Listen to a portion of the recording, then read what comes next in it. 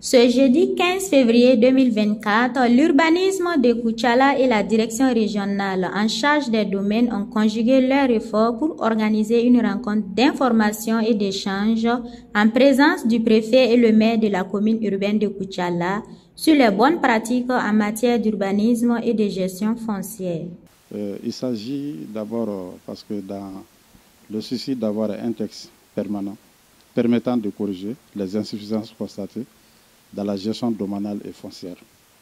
Le gouvernement a adopté l'ordonnance numéro 2020-014 PT-RM du 24 décembre 2020 portant loi domaniale et foncière, modifiée et ratifiée par la loi numéro 2021-052 du 7 octobre 2021. Cela a apporté quand même des innovations. Donc, aujourd'hui, je vais parler un peu de ces innovations. C'est-à-dire quoi? L'ajout des gîtes, des mines, du pétrole et du gaz au domaine public naturel de l'État peut être propriétaire d'un terrain, mais les sous-sols, ça c'est autre chose. Ensuite, il y a le redressement de la procédure qui se rapporte au classement des immeubles du domaine public artificiel. Il y a aussi la suppression de la concession rurale de la liste des modes d'attribution des terrains du domaine privé immobilier de l'État. C'est-à-dire que désormais, les domaines,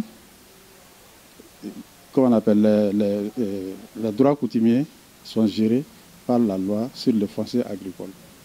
Il y a aussi la restriction de la cession directe aux seules parcelles à usage d'habitation. Cela signifie que les parcelles à usage que l'habitation du domaine privé immobilier de l'État ne peut être cédée directement. Leur attribution passe obligatoirement par la location. Parmi la location aussi, on peut parler du bail avec promesse de vente ou du bail emphytéotique. Les principaux acteurs ont été édifiés sur les grandes innovations de la loi domaniale et foncière. Cette rencontre consiste à diminuer considérablement les conflits liés aux foncières à travers une gestion efficiente des gestions foncières. L'objectif de cette rencontre est que les gens puissent respecter les réglementations de la nouvelle loi adoptée. Quand la direction a été créée, on a passé par des sensibilisations avec les gens.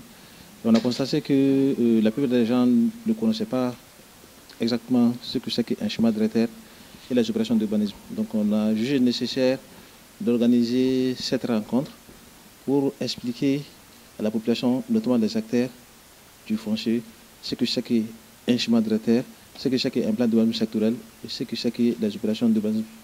Après cette rencontre-là, les acteurs du foncier auront des informations claires et précises pour savoir où mettre les pieds dans la gestion foncière, pour adopter les bonnes pratiques dans le respect de l'agrémentation en matière d'urbanisme et en matière foncière aussi.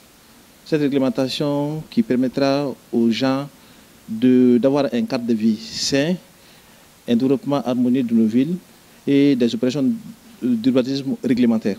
Ça évite beaucoup de conflits, d'autant plus que dans les assises nationales de la transition, une des missions qui a été confiée au ministère en charge des domaines de l'aménagement du territoire et de la population consiste à la vulgarisation des textes, surtout la loi domaniale et foncière, qui vient d'être approuvée en octobre 2021.